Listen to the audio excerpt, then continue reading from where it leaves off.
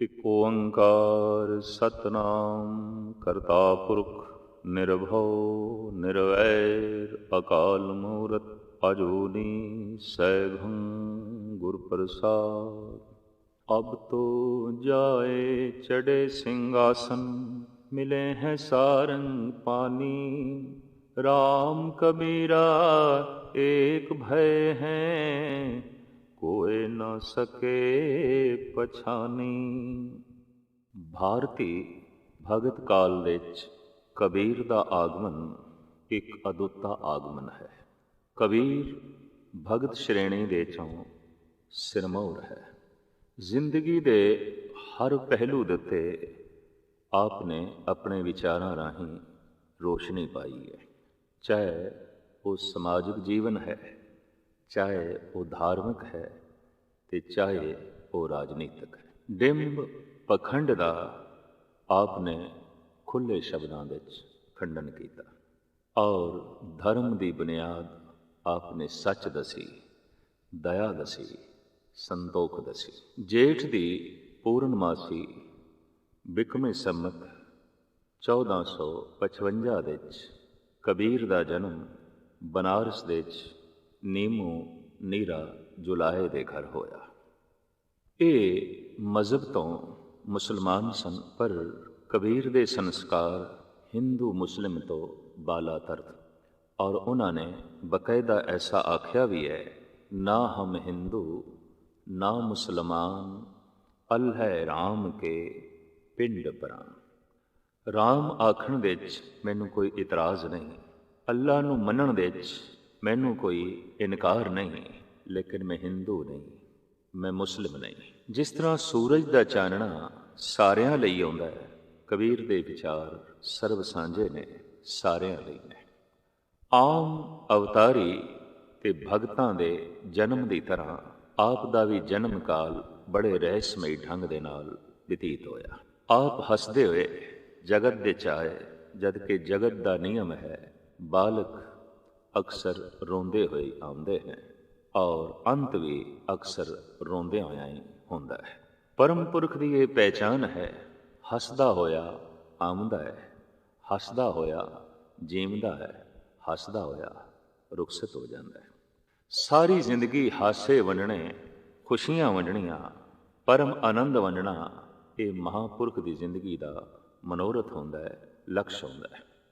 ਨੀਮੂ ਨੀਰਾ ਅਧਕੜ ਉਮਰ ਦੇ ਵਿੱਚ ਆਪਣੇ ਘਰ ਇਸ ਅਦੁੱਤੀ ਸੰਤਾਨ ਨੂੰ ਵੇਖ ਕੇ ਫੁੱਲੇ ਨਹੀਂ ਸਮਾਉਂਦੇ। ਬਚਪਨ ਕਾਲ ਤੋਂ ਹੀ ਆਪ ਅਗੰਮੀ ਗੱਲਾਂ ਹਰ ਮਹਿਫਿਲ ਦੇ ਵਿੱਚ ਬੈਠ ਕੇ ਕਰਦੇ ਸਨ। ਬੱਚਿਆਂ ਨਾਲ ਬੈਠਣਾ ਪਰ ਗੱਲ ਆਗਮ ਨਿਗਮ ਦੀ ਕਰਨੀ, ਖੇਡਣ ਲਈ ਬੈਠਣਾ ਪਰ ਗੱਲ ਅੱਲਾ ਦੀ ਕਰਨੀ, ਰਾਮ ਦੀ ਕਰਨੀ। ਖੇਡ ਦੇ ਵਿੱਚ ਰੁਚੀਆਂ ਨਾ ਹੋ ਕੇ ਖੇਡ ਨੂੰ ਵੀ ਬੰਦਗੀ ਦੀ ਸ਼ਕਲ ਬਣਾ ਦੇਣੀ, ਇਹ ਕਬੀਰ ਦਾ ਰੋਜ਼ਮर्रा ਦਾ ਕਰਮ ਸੀ। ਵਿਦਿਅਕ ਮੰਦਰਾਂ ਤੇ ਧਾਰਮਿਕ ਮੰਦਰਾਂ ਦੇ ਦੁਆਰ ਆਪ ਲਈ ਬੰਦ ਸਨ, ਕਿਉਂ ਕਿ ਆਪ ਜੁਲਾਹੇ ਘਰ ਵਿੱਚ ਜਨਮੇ ਸਨ। ਇਸ ਲਈ ਇਸ ਦੇਸ਼ ਦੀ ਵਰਣ ਪ੍ਰਥਾ ਦੇ ਮੁਤਾਬਕ ਆਪ ਸ਼ੂਦਰ ਸਨ ਤੇ ਸ਼ੂਦਰ ਦੇ ਕੋਲੋਂ ਇਹ ਅਖਤਿਆਰ ਖੋਹ ਲਿਆ ਗਿਆ ਸੀ। ਨਾ ਉਹ ਵਿੱਦਿਆ ਪੜ੍ਹ ਸਕਦਾ ਸੀ ਤੇ ਨਾ ਹੀ ਉਹ ਧਰਮ ਮੰਦਰ ਤੇ ਜਾ ਕੇ ਪੂਜਾ ਪ੍ਰਤਿਸ਼ਠਾ ਕਰ ਸਕਦਾ ਸੀ। ਮਨੁੱਖ ਦਾ ਸਾਰਾ ਵਿਕਾਸ ਵਿਦਿਅਕ ਮੰਦਰਾਂ ਤੇ ਧਾਰਮਿਕ ਮੰਦਰਾਂ ਦੇ ਆਸਰੇ ਤੇ ਹੁੰਦਾ ਹੈ। ਬੌਧਿਕ ਵਿਕਾਸ ਵਿਦਿਅਕ ਮੰਦਰਾਂ ਦੇ ਆਲੇ ਦੁਆਲੇ ਤੇ ਅਧਿਆਤਮਿਕ ਵਿਕਾਸ ਮਨੁੱਖ ਦਾ ਧਾਰਮਿਕ ਮੰਦਰਾਂ ਦੇ ਆਸਰੇ ਤੇ ਹੁੰਦਾ ਹੈ। ਜਿਸ ਬੰਦੇ ਲਈ ਇਹ ਦੋਵੇਂ ਦੁਆਰ ਬੰਦ ਕਰ ਦਿੱਤੇ ਜਾਣ, ਉਸ ਮਨੁੱਖ ਦਾ ਸਾਰਾ ਵਿਕਾਸ ਰੁਕ ਜਾਂਦਾ ਹੈ। ਪਰ ਇਹ ਤੇ ਕੋਈ ਧੁਰ ਦਰਗਾਹੋਂ ਹੀ ਪੜ੍ਹਿਆ ਹੋਇਆ ਪੁਰਸ਼ ਆਇਆ, ਭਾਵੇਂ ਦੋਵੇਂ ਮੰਦਰਾਂ ਦੇ ਦੁਆਰ ਆਪ ਲਈ ਬੰਦ ਨੇ, ਲੇਕਿਨ ਫਿਰ ਵੀ ਆਪ ਨੇ ਸਾਰੀ ਮਨੁੱਖਤਾ ਲਈ ਧਾਰਮਿਕ ਮੰਦਰ ਤੇ ਵਿਦਿਅਕ ਮੰਦਰਾਂ ਦੇ ਦੁਆਰ ਆਪਣੇ ਰਾਹੀਂ ਖੋਲੇ। ਜਗਤ ਨੂੰ ਚਾਨਣਾ ਦਿੱਤਾ, ਵਿਦਿਆ ਦੇ ਰਾਹੀਂ ਜਗਤ ਨੂੰ ਚਾਨਣਾ ਦਿੱਤਾ, ਧਰਮ ਗਿਆਨ ਦੇ ਰਾਹੀਂ। ਬ੍ਰਾਹਮਣ ਦੀ ਇਹ ਮਨੌਤ ਸੀ ਕਿ ਆਲਮ ਫਾਜ਼ਲ ਭਗਤ ਸੰਤ ਜਨ ਕੇਵਲ ਬ੍ਰਾਹਮਣ ਦੇ ਘਰ ਹੀ ਪੈਦਾ ਹੁੰਦੇ ਨੇ। ਇਸ ਵਾਸਤੇ ਆਪ ਦੇ ਨਾਲ ਅਨੇਕਾਂ ਹੀ ਮਿੱਥ ਜੁੜ ਗਈਆਂ। ਜੈਸੇ ਕਿ ਇੱਕ ਕੁਆਰੀ ਬ੍ਰਾਹਮਣੀ ਦੇ ਕੁੱਖ ਤੋਂ ਬਾਲਕ ਦਾ ਜਨਮ ਹੋਇਆ ਔਰ ਉਹਨੇ ਗੰਗਾ ਦੇ ਤੱਟ ਤੇ ਉਸ ਨੂੰ ਸੁੱਟ ਦਿੱਤਾ ਔਰ ਉਹਨੂੰ ਨੀਮਾ ਤੇ ਨੀਰੂ ਜੁਲਾਹਾ ਚੁੱਕ ਕੇ ਲੈ ਆਏ। ਇਹ ਇੱਕ ਮਿੱਥ ਹੈ, ਜਦ ਕਿ ਹਕੀਕਤ ਹੈ ਕਿ ਨੀਮੂ ਤੇ ਨੀਰਾ ਦੇ ਘਰ ਬਕਾਇਦਾ ਕਬੀਰ ਦਾ ਜਨਮ ਹੋਇਆ। कबीर ने अपनी ज़ात छुपाई नहीं, कबीर मेरी ज़ात को सब कोई हंसने हार, बलहारी इस जात को जै जप्यो सिरजनहार। की ज़ात है जात जुलाहा, मत का धीर, सहज सहज गुण रवे कबीर। गल स्पष्ट कर दी, ज़ात दा मैं जुलाहा, वर्ण करके मैं शूद्र हाँ। इसलिए मैं जगत के सामने वो विचारां रखदा कि मनुख नाल ना कोई वर्ण जोड़िया जाए, मनुख नाल ना कोई जात जोड़ी जाए। गर्भवास में कुल नहीं जाती, ब्रह्म बिंदे ते सब उत्पाती। ये कबीर दे बोल ने। जात दा जन्म शरीर दे जन्म दे नाल है, वर्ण दा जन्म शरीर दे जन्म दे नाल है। ते कबीर कहंदे मैं इस शरीर तो पहले भी सी, जद मैं पहले भी सी ते इस वर्ण का, इस जात का मेरे नाल जोड़ना एक बच्चों की खेल है। लेकिन बड़े बड़े आलम विद्वान भी कई दफ़ा इस तरह की बच्चों की खेल करते हैं। सारी मनुखता नूं साडे देश के मुखी लोगों ने 4 हिस्सों में वंड के रखिया होया सी, जिस तो कबीर बिल्कुल इनकारी होए। इस वंड नूं मनण तो आपने बिल्कुल इनकार कर दिता। आपने स्पष्ट रूप में कह दिता, जे तू ब्राह्मण ब्राह्मणी जाया, तो आन बाट काहे नहीं आया। तुम कत ब्राह्मण हम कत सूद, हम कत लोहू तुम कत दूध। मेरे शरीर नूं कोई चीरे ते लहू निकलदा है, पर ऐ ब्राह्मण तेरे शरीर नूं कोई चीरे ते दुध थोड़ी निकलदा है, उस दे विच भी ते लहू ही निकलदा है। मेरे शरीर दे अंदर हड्ड मांस मिंज और दुर्गंधी इत्यादि है, तेरे शरीर दे विच भी ते यही कुछ है। शरीरक तल ते अपने ब्राह्मण होने का सबूत दे कि तेरे ते मेरे च फर्क की है। फर्क होंदा है मन दे च, फर्क होंदा है विचारां दे च, फर्क होंदा है सोचने दे च। और मेरे विचारां दे च परमात्मा है, मेरे विचारां दे च सच है, मेरे विचारां दे च ईश्वर है, मेरी सोच मंडल दे च परमात्मा है। इस वास्ते मैं ते उसनूं ब्राह्मण मनदा। कहो कबीर जो ब्रह्म विचारे, सो ब्राह्मण कहियत है हमारे। शरीर दे तल ते ना कोई नीवा है ना कोई उच्चा है, विचार दे तल ते मनुख नीवा है, मनुख उच्चा है। हकीकत है जिस दे विचार नीवे ने वो नीवा है, जिस दे विचार उच्चे ने वो उच्चा है। तो कबीर कहंदे मेरे विचार ब्रह्म जैसे ने, पर अक्सर मनुख की दृष्टि शरीर ते ही रुकती है। कैसी एक अगम्मी गाथा है साडे देश दे प्रचलित कि ऋषि अष्टावकर जो अपने शरीर दे 8 बल रखते सन, लत्तां टेढ़ियां, बावां टेढ़ी, गर्दन टेढ़ी, गर्म जो है लक टेढ़ा, गरस के सारा शरीर 8 बलों दे बकायदा विंगा होया होया। कहंदे ने जनक दी सभा दे जद आप दा अचानक आना होया, क्योंकि आप दे पिता राजगुरु सन ते किसी कारण करके आप पिता नूं ही बुलाण वास्ते आए। ते शरीर दे ये 8 बल वेख के जनक दी सभा विच बैठे हुए ब्राह्मण हस पे, और हसी दे च मखौल सी, हसी दे च तनस सी, हसी दे च निंदा सी, हसी दे च चोट सी। चोट करनी होवे किसे ते मनुख रो के भी चोट कर सकता है, हस के भी चोट कर सकता है। चोट करनी होवे किसे ते मनुख ने तां ओ अपमान करके भी चोट कर सकता है, सन्मान दे के भी चोट कर सकता है। चोट करनी होवे किसे ते हकीकत है किसे दी इज्जत करके भी चोट की जा सकती है, बेइज्जती करके भी चोट की जा सकती है। किसे दा देना भी दरअसल खोना आउंदा है, ते कई दफ़ा किसे दा खोना भी वास्तविक देना आउंदा है। इस हंसी दे बहुत गहरी चोट सी अष्टावकर नूं लगी। आपने सुते सिदकिया, राजन अज पता चलिया तेरी महफिल दे चमार बैठे ने, मैं ते समझिया सी ब्राह्मण होणगे। अज पता चलिया तू शूदरां दे घिरिया होया है। महापुरुष की दृष्टि शूदर ओ जिस दे विचार नहीं ने, तू ते शूदरां दे घिरिया होया है। ये सब चमार बैठे ने, जनक ने आख्या, ऋषि जी चमार कैसे? तो आपने कहा, इन्होंने मेरी चमड़ी वेखी है, इन्होंने मेरा शरीर वेख्या है।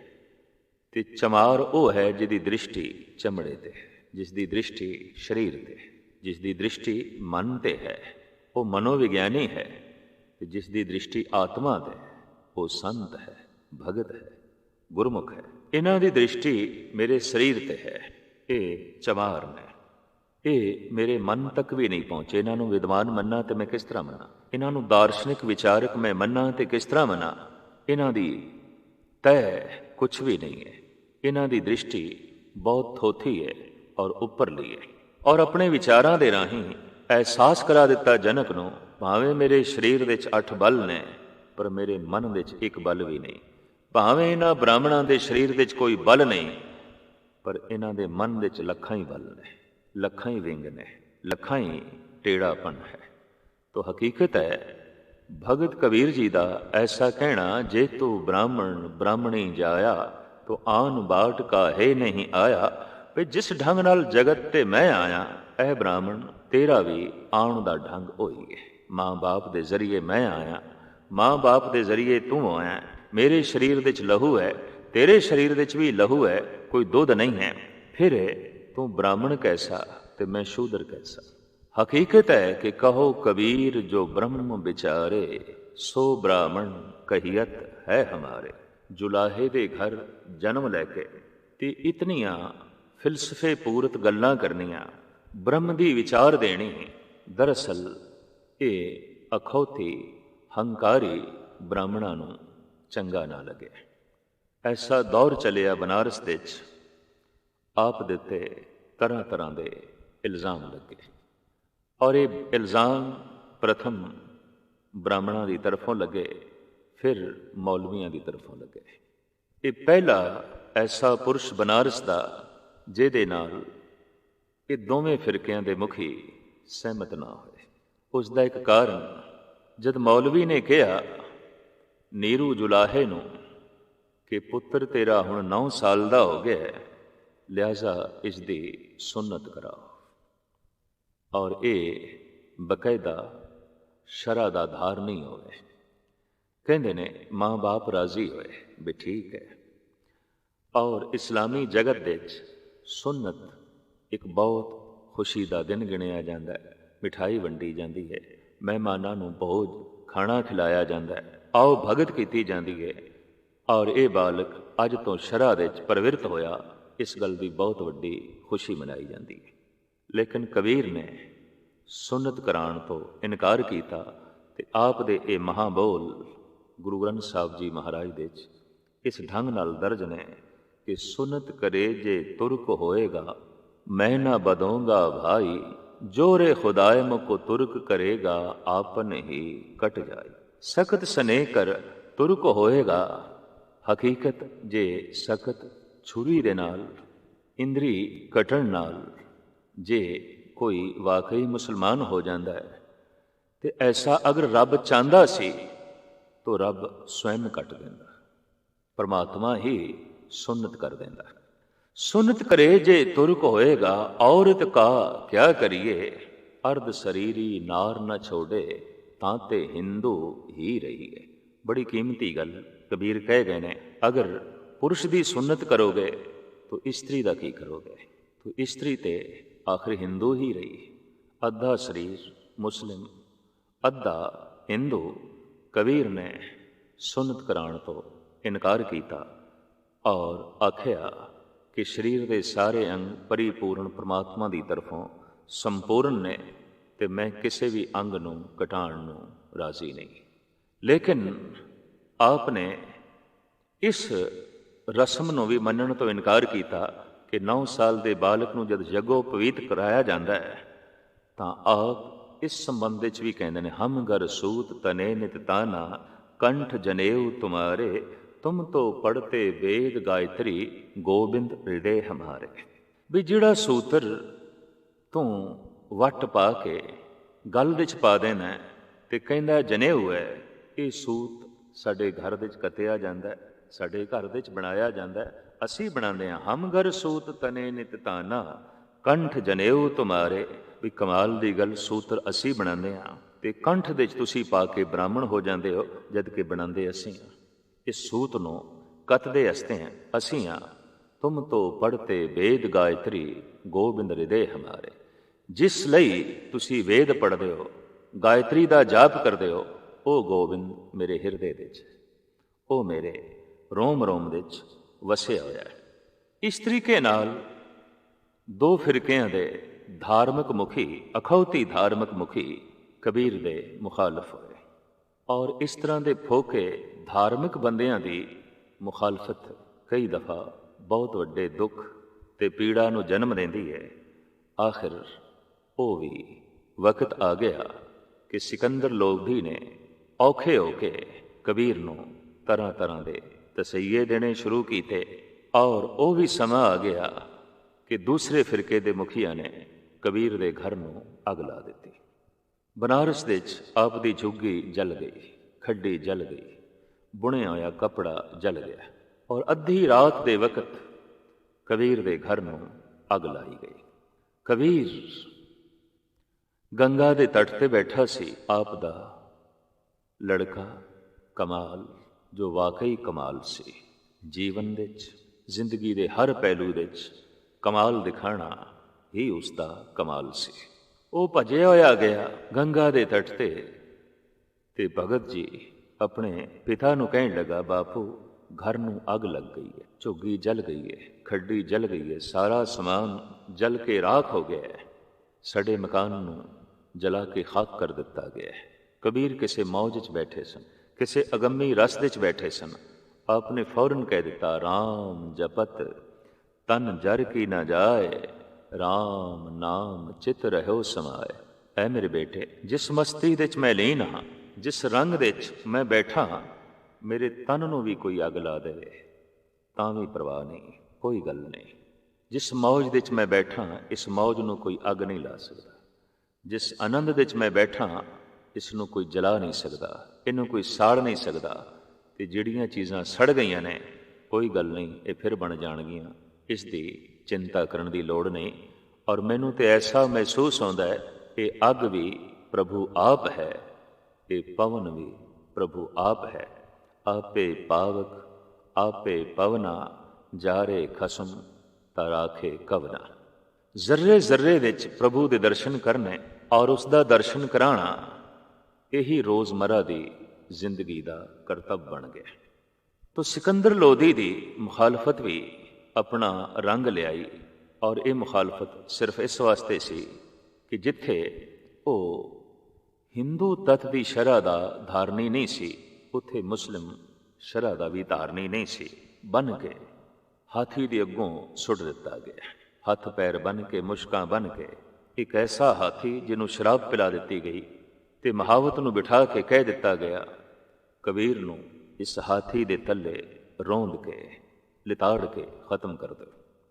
ਪਰ ਕਮਾਲ ਦਾ ਉਹ ਹਾਥੀ, ਉਸਨੇ ਸੂੰਡ ਦੇ ਨਾਲ ਕਬੀਰ ਨੂੰ ਚੁੱਕਿਆ, ਕਬੀਰ ਨੂੰ ਮੱਥਾ ਟੇਕਿਆ। ਕਬੀਰ ਆਪ ਇਸ ਵਾਰਤਾ ਨੂੰ ਆਪਣੇ ਸ਼ਬਦ ਵਿੱਚ ਕਲਮਬੰਦ ਕਰਦੇ ਨੇ। ਹਸਤ ਨ ਤੋਰੇ ਧਰੇ ਧਿਆਨ, ਵਾਕੇ ਹਿਰਦੇ ਬਸੇ ਭਗਵਾਨ।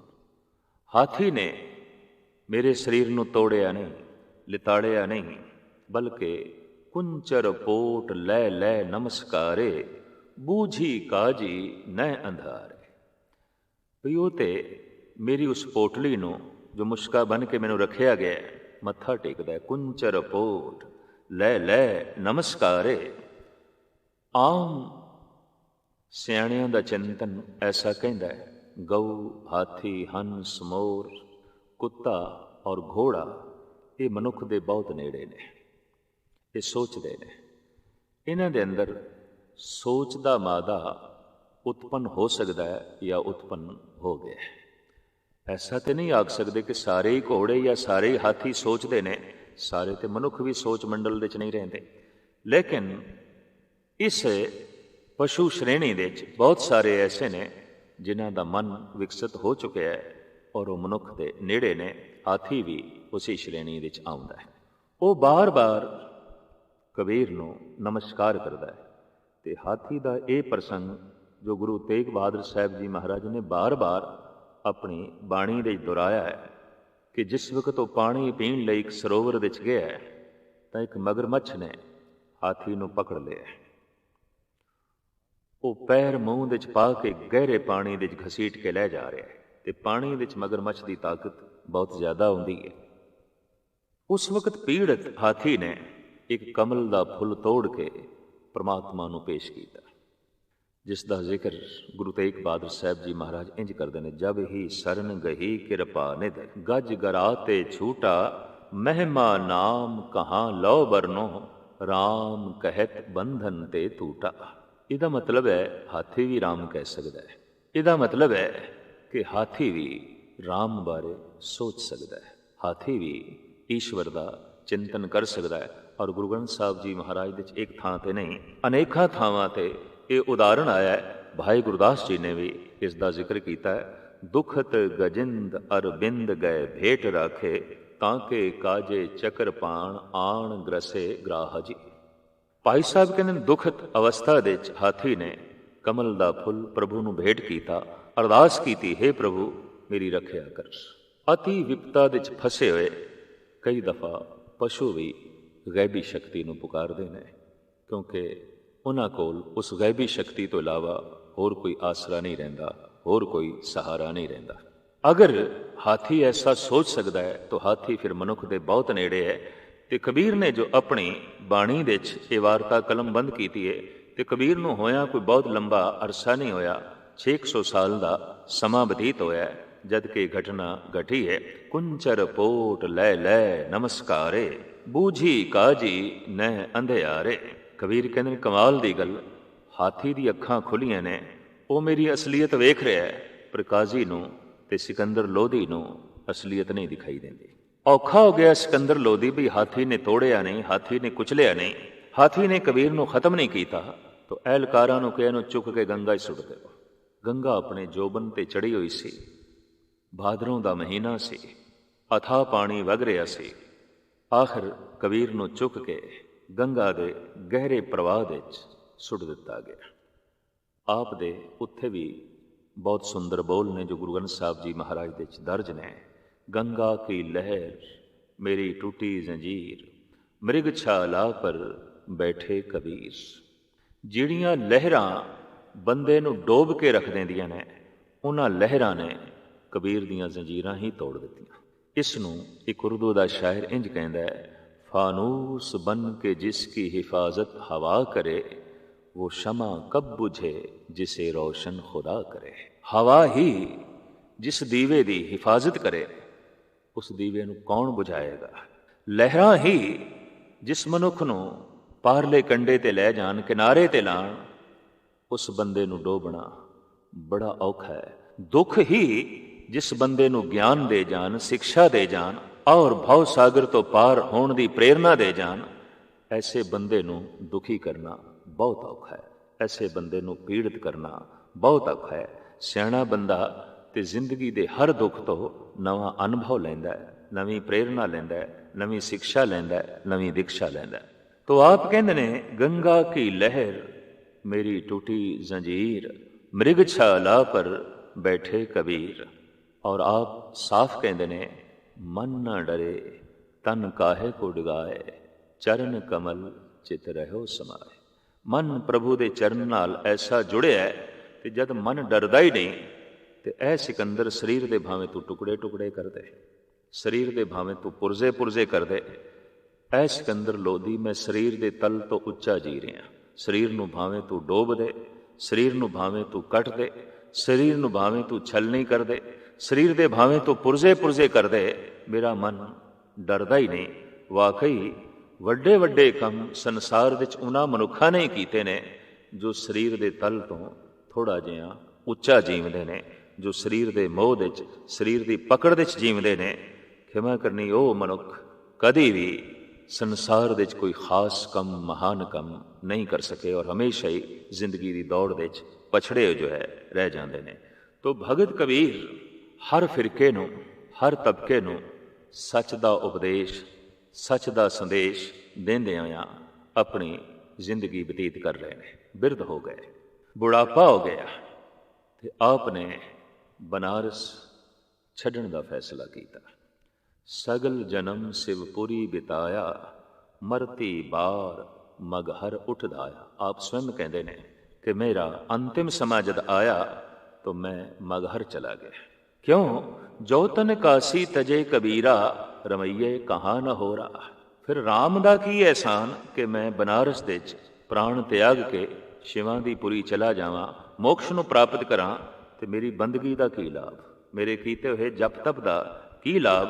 ਇਸ ਵਾਸਤੇ ਆਪ ਆਪਣੀ ਪਤਨੀ ਨੂੰ ਮੁਖਾਤਬ ਕਰਦਿਆਂ ਹੋਇਆ ਕਹਿੰਦੇ ਨੇ, ਕਹਿਤ ਕਬੀਰ ਸੁਨੋਰੀ ਲੋਈ, ਪਰਮ ਨ ਭੂਲੋ ਕੋਈ, ਕਿਆ ਕਾਸੀ ਕਿਆ ਓ ਕਰ ਮਗਹਰ, ਰਾਮ ਹਿਰਦੇ ਜੋ ਹੋਈ।